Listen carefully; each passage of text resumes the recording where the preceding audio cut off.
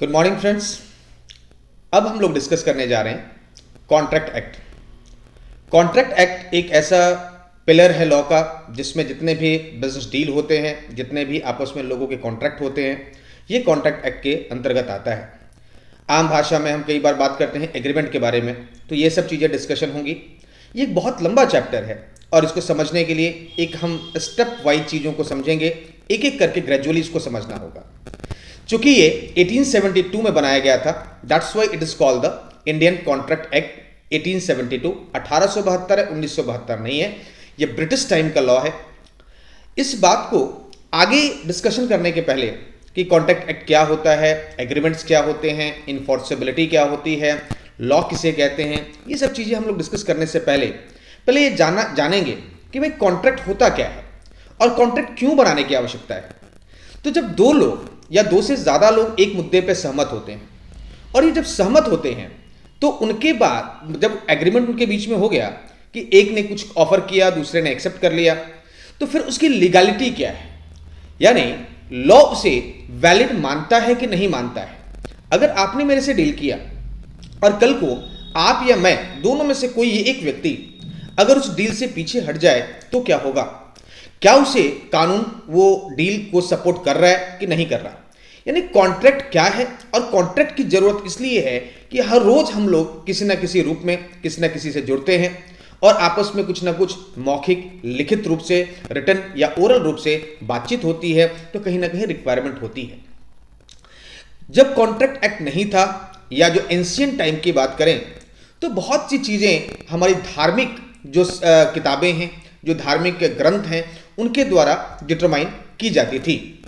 इसमें जैसे मैंने अंडरलाइन किया है यहाँ पे कुछ चीज़ें हैं, जैसे कि कॉन्ट्रैक्ट एक्ट 1872 के हिसाब से कि पहले अगर हम बात करें अलग अलग टाइम हॉरिजॉन में, जैसे कि जब इंडिया में मुगल आए थे, मुगल का जो समय है वो नॉर्मली हम मेडिएवल टाइम, मध्यकालीन समय मानते हैं।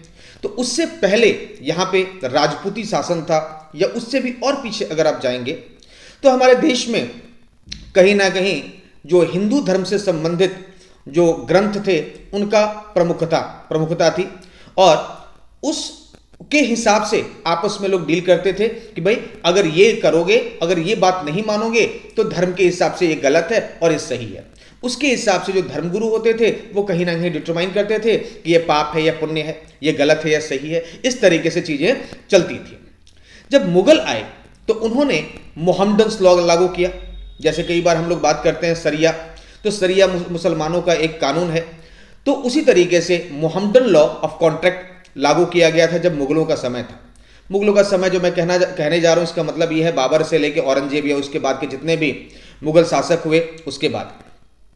लेकिन जब ब्रिटिशर्स आए, तो ब्रिटिशर्स जब इंडिया में आए, यानी अंग्रेज जब इंडिया में आए, तो आपको पता है कि वो पहले यहाँ पे बिजनेस करने आए थे। लेकिन जब उनकी गवर्नमेंट यहाँ पे बनाई गई, जैसे कि 1757 में, 1777 में, 57 में इंडिया में लगभग तय हो गया था कि अंग्रेज यहाँ पे राज करेंगे। तो उसके बाद यहाँ पे ये तय होने लगा अंडर चार्टर 1726 में। 1726 में पूरे देश में अंग्रेजों का शासन नहीं था, लेकिन अंग्रेजों का शासन कुल मिलाकर 1757 के आसपास फाइनलाइज हुआ था कि इंडिया में होगा। लेकिन उसके पहले जितने भी इलाकों पे अंग्रेज जो राज करते थे इंडिया में, वो 1726 में इशू किया गया था, एक ब्रिटिश चार्टर इशू किया गया था। यह किया था किंग जॉर्ज ने, जो ईस्ट इंडिया कंपनी के लिए किया गया था कि ईस्ट इंडिया कंपनी आके और किस तरीके से यहाँ पे एग्रीमेंट और लॉ को इन्फोर्स करेगी, कॉन्टेक्ट्स के बारे में बात करेगी। लेकिन ये सब चीजें एंशिएंट टाइम की बात है। कि मैं बात करूं जो धार्मिक किताबें हैं जिसमें हम स्मृति की बात करेंगे, नारद स्मृति है, वो एंशिएंट टाइम की बात हो रही है। जो धार्मिक किताबें मैंने कहा, फिर मैंने मोहम्मडन लॉस कहा, उसके बाद मैंने ब्रिटिश चार्टर कहा, ये सारी चीजें एंशिएंट टाइम की बात है। 1872 में अंग्रेजों ने एक कॉन्क्रीट लॉ बनाया और ये 25 अप्रैल 1872 में से फॉर्म किया गया। 25 अप्रैल 1872 में फॉर्म किया गया। अंग्रेजों के जाने के बाद जो हमारी इंडियन गवर्नमेंट है आफ्टर इंडिपेंडेंस, उन्होंने भी इसे अडॉप्ट किया, इसे इंडिया में लागू किया गया। शुरुआत में जैसे आप जानते हैं कि 1947 में देश आज़ाद हुआ, लेकिन शुरुआत में जम्मू कश्मीर का आपको पता है कि अलग आर्टिकल 370 की वजह से वहाँ पे कानून लागू नहीं हुआ करते थे। तो शुरुआत में आर्टिकल 370 की वजह से जम्मू कश्मीर में इंडियन कॉन्ट्रैक्ट एक्ट 1872 लागू नहीं था। लेकिन जैसे अभी हाल में 370 धारा 370 हटाई गई, तो उसके बाद entire India including J&K Indian contract act 1872 applicable है। तो मैं कुल मिला के ये कहना चाहता हूं कि आज के समय Indian contract act 1872 entire country पे एप्लीकेबल है। अब ये कॉन्ट्रैक्ट एक्ट होता क्या है, इस सब को समझने के पहले कुछ हमें लीगल टर्मिनोलॉजी समझनी पड़ेगी, लीगल वर्ड्स समझने पड़ेंगे कि आपस में क्या होता है कॉन्ट्रैक्ट, किस आधार पर कहा जाएगा कि वो कॉन्ट्रैक्ट है कि नहीं है। तो कॉन्ट्रैक्ट जानने से पहले एक हम कॉमन वर्ड कई बार सुनते हैं, एग्रीमेंट। आम जीवन में कई बार हम बात करते हैं रेंट एग्रीमेंट के बारे में, कई बार कई तरह के हम लोगों के साथ एग्रीमेंट करते हैं। तो एग्रीमेंट क्या होता है, तो ये कॉन्ट्रैक्ट एक्ट में डिफाइंड है कि एग्रीमेंट क्या होता है। ये सेक्शन 2 सबसेक्शन ई के मुताबिक जो कॉन्ट्रैक्ट एक्ट है उसमें डिफाइंड है definition of agreement. This is defined as every promise and every set of promise forming the consideration for each other. यानी दो व्यक्तियों के बीच में जब कोई प्रॉमिस किया जाता है, प्रॉमिस या set of promise, single promise भी हो सकता है, कॉम्बिनेशन ऑफ प्रॉमिस भी हो सकता है, for consideration for each other. ध्यान रहे दोनों ने एक दूसरे को कुछ कंसिडरेशन दिया हुआ है, तो अगर ऐसा है तो वो एग्रीमेंट है। इस डेफिनेशन में दो बातें ध्यान देने वाली है, पहला प्रॉमिस और सेट ऑफ प्रॉमिस, और दूसरा कंसिडरेशन। कंसिडरेशन का मतलब किसी चीज के बदले दिया जाने वाला प्रतिफल। जैसे कि अगर आपने कोई सामान खरीदा, मोबाइल खरीदा, उस मोबाइल के अगेंस्ट आपने 20,000 पे किया, तो 20,000 is consideration for the mobile.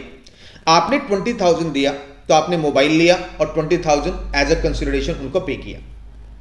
On the other hand, आपके लिए जो दुकानदार है, दुकानदार ने आपसे 20,000 लिया तो उसके लिए कंसिडरेशन 20,000 है और उसने दिया 20,000 का मोबाइल, और आपके लिए क्या है, आपके लिए कंसिडरेशन 20,000 का मोबाइल है। यानी दोनों के लिए कुछ ना कुछ कॉन्ट्रैक्चुअल, कहीं ना कहीं दोनों के लिए एक प्रॉमिस डिटरमाइन हो रहा है और दोनों के लिए कहीं ना कहीं कंसिडरेशन भी है। यानी this is the consideration for each other also.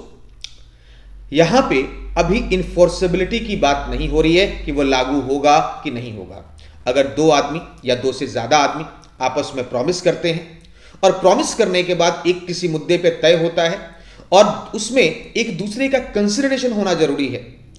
आपने मुझसे एक प्रॉमिस किया कि आप मुझे अपना मोबाइल दोगे, लेकिन मुझे आपको कुछ भी नहीं देना है, तो ये एग्रीमेंट ही नहीं है। क्योंकि एग्रीमेंट तब होगा जब दोनों व्यक्ति ईच अदर की साइड से दोनों तरफ से कंसिडरेशन लिए दिए जाएंगे। तो कंसिडरेशन का होना जरूरी है। डिटेल में बहुत डिस्कशन है कंसिडरेशन के बारे में, वो हम लोग बात एक एक करके करेंगे। तो यहां पर डेफिनेशन से क्या क्या चीजें निकल के आ रही हैं। पहला आ रहा है कि when the person to whom the proposal is made. भाई किसी ने तो प्रपोजल दिया होगा ना। एग्रीमेंट अगर आपस में हो रहा है, दो आदमी एक दूसरे को प्रॉमिस कर रहे हैं, तो कोई तो होगा, किसी ने तो ऑफर दिया होगा। किस आदमी ने प्रपोजल दिया और किसने एक्सेप्ट किया। जैसे कि अगर मुझे चेयर खरीदना है तो मैं दुकानदार के पास गया, तो या तो दुकानदार मुझे प्रपोजल देगा या मैं दुकानदार को प्रपोजल दूंगा। मैंने अगर दुकानदार को प्रपोजल दिया कि भाई ये वाला चेयर 1,000 को मुझे दे दो, वो यस करेगा या नो करेगा। मैंने प्रपोजल दिया और उसने एक्सेप्ट किया। तो प्रपोजल का देना और एक्सेप्टेंस देना, तो पहले तो ये देखना है कि किसने प्रपोजल दिया, फिर उस प्रपोजल को किसने एक्सेप्ट किया। प्रपोजल का एक्सेप्ट किया जाता है और प्रपोजल एक्सेप्ट करने के बाद वो एक प्रॉमिस बन जाता है, और प्रॉमिस होगा तभी एग्रीमेंट की बात आएगी। जैसे कि आप किसी जगह पे गए किराए पे मकान लेने के लिए, आपने एक तय किया कि 10,000 का रेंट पे एक आपको फ्लोर लेना है, कमरा लेना है, रूम लेना है। तो आपने प्रपोजल दिया कि मुझे 10,000 में दे दो, और लैंडलॉर्ड ने एक्सेप्ट कर लिया कि ठीक है, ओके एक्सेप्ट, उसने एक्सेप्ट कर लिया। तो जब प्रपोजल और एक्सेप्टेंस हो गया तो क्या बन गया, एक प्रॉमिस बन गया। यानी यहां पर तीन बातें याद रखनी है। Agreement will be equal to proposal plus acceptance plus consideration, इनमें से कोई भी एक चीज है अगर मिसिंग होगा ना तो वो एग्रीमेंट नहीं बनेगा। एग्रीमेंट होना जरूरी है, ठीक है सर। अब एग्रीमेंट तो हो गया, लेकिन सिर्फ एग्रीमेंट कानून नहीं मानता। एग्रीमेंट के साथ साथ अगर कानून के मुताबिक इन्फोर्सेबिलिटी बाय लॉ हो, यानी कोई एक आदमी उस एग्रीमेंट से पीछे हटता है तो कानून उसको हटने नहीं देगी, या कानून उसे लागू करवाएगी उस एग्रीमेंट को। अगर ऐसा है तो क्या हो जाएगा, ये कॉन्ट्रैक्ट बन जाएगा। मैं रिपीट कर रहा हूं, एग्रीमेंट का मतलब है कि हम दोनों के बीच में होने वाला प्रॉमिस प्लस कंसिडरेशन, लेकिन इन्फोर्सेबिलिटी बाय लॉ का मतलब कि कानून के द्वारा उस एग्रीमेंट की कोई वैल्यू है, कानून के according as per the law उस एग्रीमेंट की कोई वैल्यू है और उसे लागू करवाया जाएगा। अगर ऐसा होता है तो वो क्या बन जाएगा, कॉन्ट्रैक्ट बन जाएगा। इसके बाद यहां पे एक एग्जांपल है, A agree with B to sell car for 2 lakhs to B. A सहमत है, अग्री है कार बेचने के लिए बी को 2 लाख रुपए के लिए। A is under obligation to give the car, A के पास जिम्मेदारी है जी कि वो कार देगा, बट बी की भी तो जिम्मेदारी है कि वो पैसे लेगा। यानी एक आदमी पैसे देगा, दूसरा पैसे लेगा, एक कार देगा, दूसरा कार लेगा। तो यहां पे कंसिडरेशन भी है, ऑफर एक्सेप्टेंस भी है, एक ने प्रपोजल दिया, कंसिडरेशन भी है और उसको किसी ने एक्सेप्ट भी किया, तो क्या हो जाएगा, ये एग्रीमेंट बन जाएगा। दूसरा यहां पे है, दूसरा एग्जांपल है कि किसी के फादर ने प्रॉमिस किया अपने बेटे को, क्या प्रॉमिस किया, to pay him pocket allowance for 500 every month. Okay, 500 रुपए हर महीने पॉकेट अलाउंस देगा, आपकी जेब खर्ची देंगे जी आपके पिताजी। बाद में पिताजी का मूड बदल गया, बोला कि नहीं देंगे, जाओ। तो क्या ये एग्रीमेंट है, तो आंसर इज नो। भाई पिताजी ने दिया, आपने कोई कंसिडरेशन दिया था उनको, नहीं, तो without consideration the agreement can not be possible. तो यहां पे कंसिडरेशन नहीं। और दूसरी बात, it is a social agreement, कह रहा है कि the son can not recover the same in the court of law as this is a social agreement, यानी कानून के नजरों में इसकी कोई वैल्यू नहीं है इस बात की। This is not a created with intention to create a legal relationship. मैं आपको एक बात बताऊं, एग्रीमेंट होने के लिए या कॉन्ट्रैक्ट होने के लिए लीगल रिलेशनशिप का होना जरूरी है। किसी और बुक में एक और एग्जांपल दिया था, बड़ा इंटरेस्टिंग है, सुनिए। किसी हस्बैंड ने अपनी वाइफ को एक प्रॉमिस किया, उसने कहा कि भाई इस टाइम तक सारे काम कंप्लीट कर लो और फिर हम लोग मूवी देखने जाएंगे। अब हस्बैंड आया ही नहीं और मूवी छूट गई। वाइफ ने हस्बैंड के अगेंस्ट केस कर दिया कि इन्होंने कुछ प्रॉमिस किया था एंड इन्होंने वो प्रॉमिस कंप्लीट नहीं किया था, इट वाज एन एग्रीमेंट और a contract, but as per law it is not a contract. Sir क्यों कॉन्ट्रैक्ट क्यों नहीं है? क्योंकि इसमें तो ऑफर एक्सेप्टेंस भी है, प्रपोजल भी है, शायद कंसिडरेशन भी है, तो नहीं। जब तक आपको जो भी कॉन्ट्रैक्ट कर रहे हैं, जो एग्रीमेंट कर रहे हैं, उनके बीच में अगर intention to create a legal relationship जब तक नहीं होगा तब तक एग्रीमेंट या कॉन्ट्रैक्ट नहीं माना जाएगा। मैं रिपीट कर रहा हूं इस वर्ड को, intention to create a legal relationship, यानी लीगल रिलेशनशिप बनाने का जब तक कोई इंटेंशन नहीं होगा, that is not a contract. अगर आपस में कोई, आपके पिताजी ने कहा कि आप पर्टिकुलर एग्जाम पास कर लो, आपको बाइक दिलवाएंगे, तो ये कोई लीगल रिलेशनशिप इंटेंशन नहीं था, ये सिर्फ आपको मोटिवेट करने का तरीका है। अगर वो दिलवाते हैं तो ये उनकी वर्डिंग्स है और आपके लिए मोटिवेशन है, बहुत अच्छी बात है वो आपको दिलवाएं। लेकिन अगर वो मना कर देते हैं तो आपके पास कोई राइट नहीं है कि वो पैसे को आप रिकवर कर सको। It is just a social agreement, not a legal relationship. आपस में कोई लीगल रिलेशनशिप नहीं है। तो अब हम लोग डिस्कस करेंगे एग्रीमेंट एंड कॉन्ट्रैक्ट के बीच में क्या डिफरेंस है। तो देखो, कॉन्ट्रैक्ट बनाने के लिए पहले एग्रीमेंट बनाना जरूरी है, बिना एग्रीमेंट के कॉन्ट्रैक्ट नहीं बनता। यानी एग्रीमेंट हो और साथ में इनफोर्सेबिलिटी एज पर लॉ हो तो कॉन्ट्रैक्ट हो जाएगा। लेकिन तो एग्रीमेंट क्या है? Every promise and set of promise forming the consideration to each other, it is an agreement. But contract is equal to agreement plus enforceability by law, यानी agreement भी है और कानून के द्वारा इनफोर्सेबिलिटी भी है, तो ये क्या हो जाएगा? कॉन्ट्रैक्ट। तो पहला डिफरेंस है, एग्रीमेंट एग्रीमेंट है और कॉन्ट्रैक्ट जो है एग्रीमेंट प्लस इनफोर्सेबिलिटी है। नंबर 2, एग्रीमेंट एक वाइडर टर्म है, मतलब एग्रीमेंट ज्यादा होते हैं। मान लो कि 100 एग्रीमेंट है, उसमें हो सकता है कि 50 से 60 कॉन्ट्रैक्ट बन जाए, 40 कॉन्ट्रैक्ट ना बन पाए, क्योंकि हो सकता है कि लॉ उसे एक्सेप्ट ना करता हो, उसमें इनफोर्सेबिलिटी ना हो। तो एग्रीमेंट एक वाइडर टर्म है, कॉन्ट्रैक्ट एक नैरो टर्म है, स्मॉलर टर्म है। एग्रीमेंट में it may be not a legal obligation. अगर आपस में कोई एग्रीमेंट आप करते हो तो हो सकता है और नहीं भी हो सकता है कि लीगल ऑब्लिगेशन हो कि भाई कानून आपको बाध्य करेगा कुछ करने के लिए या देने के लिए, यह एग्रीमेंट की बात है। लीगल ऑब्लिगेशन नहीं आता। जबकि कॉन्ट्रैक्ट अगर वास्तव में हो गया तो आपके ऊपर लीगल ऑब्लिगेशन आएगा, आपके ऊपर जिम्मेदारी आएगी कि आपको यह करना है पर्टिकुलर टास्क। तो इट इज व्हाट नेसेसरी है आपके लिए मानना, इट इज कॉन्ट्रैक्ट। एग्रीमेंट क्या है? लास्ट डिफरेंस है, all agreements are not contract but all contracts are agreement. जैसे मैंने कहा कि एग्रीमेंट होगा तभी कॉन्ट्रैक्ट होगा, अदरवाइज हो ही नहीं सकता। लेकिन कॉन्ट्रैक्ट है मतलब कॉन्ट्रैक्ट है तो एग्रीमेंट तो है ही है, लेकिन एग्रीमेंट है तो it is not to be necessary, it is contract. तो ये प्राइमरी 3 डिफरेंस है। अब सवाल उठता है कि भाई कॉन्ट्रैक्ट होने के लिए कौन कौन सी चीजों का आवश्यकता है, यानी कौन कौन सी चीजें होंगी तो कॉन्ट्रैक्ट माना जाएगा। यहां पर कुछ लिस्ट दी गई हैं।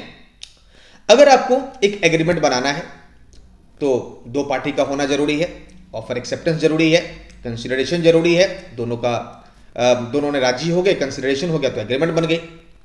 लेकिन सेक्शन 10 इंडियन कॉन्ट्रैक्ट एक्ट 1872 कहता है कि कॉन्ट्रैक्ट होने के लिए क्या क्या चीजें चाहिए। तो पहला तो एग्रीमेंट चाहिए, दूसरा चाहिए फ्री कंसेंट, मैं एक एक वर्ड को बड़े डिटेल में एक्सप्लेन करूंगा। तीसरा है कॉम्पिटेंसी ऑफ द पार्टीज, चौथा है लॉफुल कंसिडरेशन, पांचवा है लीगल ऑब्जेक्ट और छठा है ये वॉइड नहीं होना चाहिए। अभी मैं एक बहुत लाइट आपको एक्सप्लेन कर रहा हूं क्या मतलब है।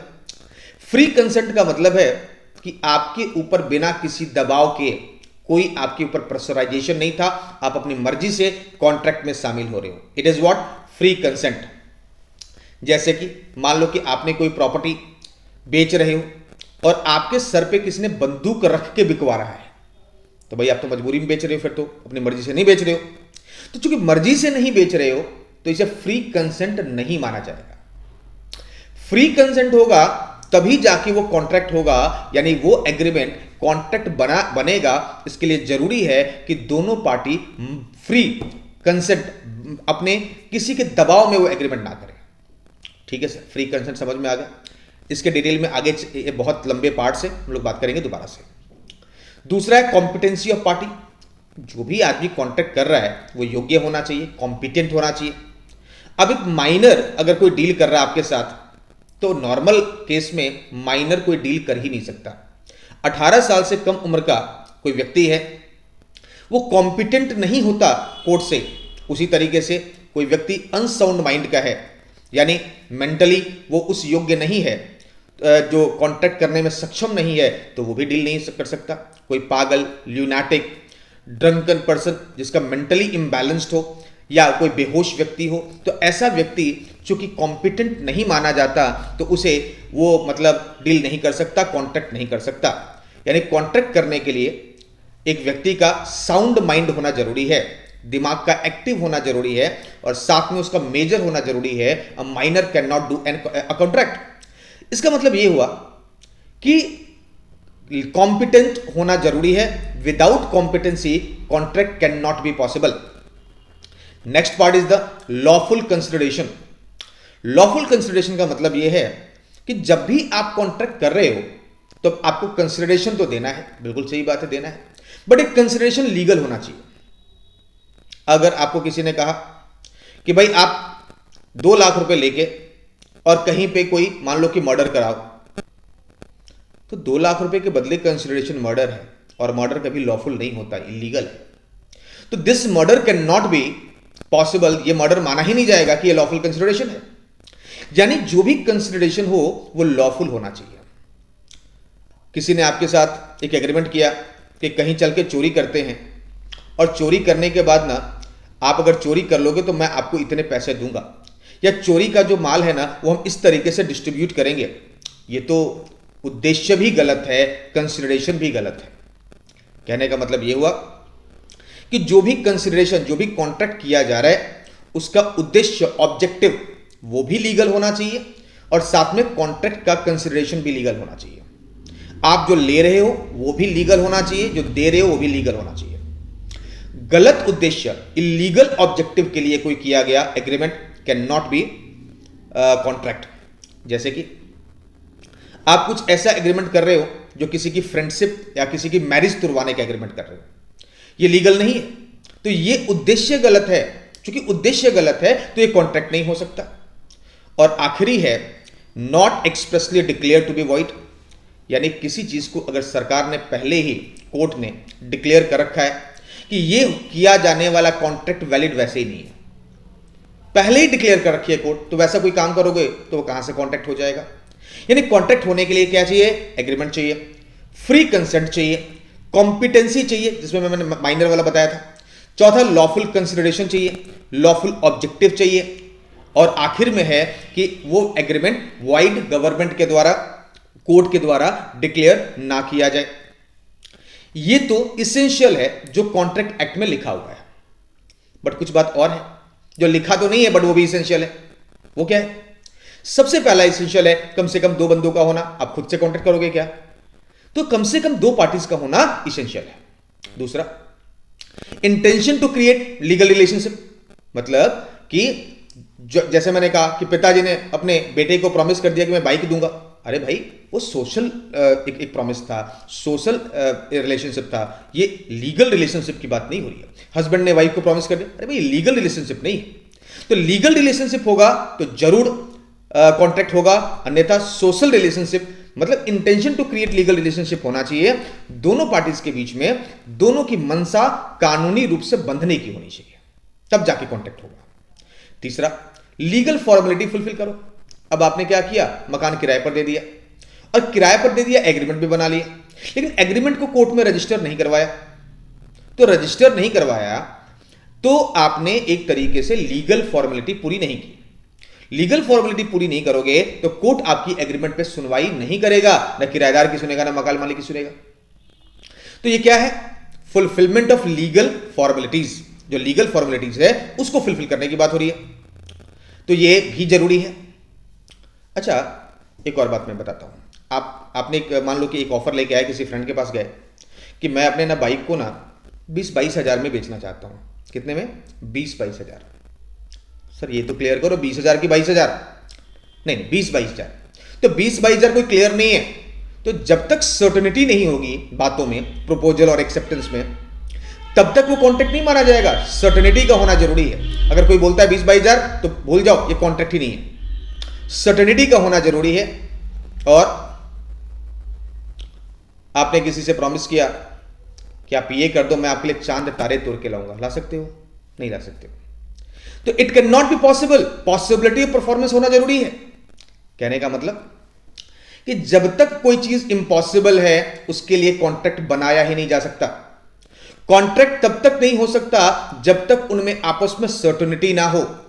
2 लोगों के बगैर कॉन्ट्रैक्ट नहीं बन सकता, और कॉन्ट्रैक्ट तभी माना जाता है जब intention to create a legal relationship हो। सोशल एग्रीमेंट के लिए कॉन्ट्रैक्ट नहीं बनता। कॉन्ट्रैक्ट होने के लिए लीगल फॉर्मेलिटी का भी मानना जरूरी है, नहीं तो कोर्ट में उसकी सुनवाई नहीं होती। तो ये सब चीजें भी कहीं ना कहीं कॉन्ट्रैक्ट के लिए जरूरी है, जो हमारे सेक्शन 10 में नहीं लिखा हुआ, और जो लिखा हुआ मैंने पहले डिस्कस कर लिया। तो ये सारी चीजें इसेंशियल है एक वैलिड कॉन्ट्रैक्ट होने के लिए। सेक्शन 10 कहता है all agreements are contract if they are made by free consent. Section 10 क्या कहता है? All agreements are contract. Agreement contract है कब? अगर वो बनाया गया है फ्री कंसेंट के साथ of the parties and competent to contract. वो पार्टी जो कॉम्पिटेंट है, मतलब माइनर नहीं है, साउंड माइंड है, ड्रंकन नहीं है, बेहोश नहीं है, वो है। And for a lawful consideration, मतलब उसका कंसिडरेशन भी लॉफुल हो और ऑब्जेक्टिव भी लॉफुल हो। And not expressly declare to void, यानी गवर्नमेंट ने अलग से, कोर्ट ने अलग से उसे वॉइड डिक्लेयर नहीं किया है। And this is the primary condition as per the section 10 given for the requirement of contract being contract as per the contract act 1872। तो ये बातें कॉन्ट्रैक्ट एक्ट के सेक्शन 10 में लिखी गई हैं। इसके अलावा अब मैंने जो सारी चीजें कही हैं वो एक एक करके हमारे इस स्टडी मटेरियल जो है आईसीआई का, उसमें एक एक करके दिया गया है। पहला, 2 पार्टीज, मैंने कहा भाई खुद के साथ एग्रीमेंट तो कर नहीं सकते हो, तो दो पार्टीज का होना जरूरी है। एग्जाम्पल दिया है, to constitute a contract of sale there must be two parties, seller and buyer. भाई कोई बेचेगा तभी तो कोई खरीदेगा, अब बेचने वाला तो है, खरीदने वाला नहीं है, तो कॉन्ट्रैक्ट किस बात का। इसका एक केस भी है, state of Gujarat versus Raman Lal essence company. इसमें क्या है, एक पार्टनरशिप डिसॉल्व किया गया। पार्टनरशिप आप समझते हो कि जो भी दो या दो से ज्यादा लोग मिलकर एक एग्रीमेंट करते हैं और पार्टनरशिप फर्म बनाते हैं। पार्टनरशिप डिसॉल्व किया गया, the asset of the firm were divided among the partners. जो भी संपत्ति थी पार्टनर्स में बांट दिया गया। The sales tax officer wanted to tax this transaction. Sales tax office कहता है कि पार्टनरशिप फर्म ने अपना माल बेच दिया एक तरीके से पार्टनर्स को, तो उस पर टैक्स लगना चाहिए।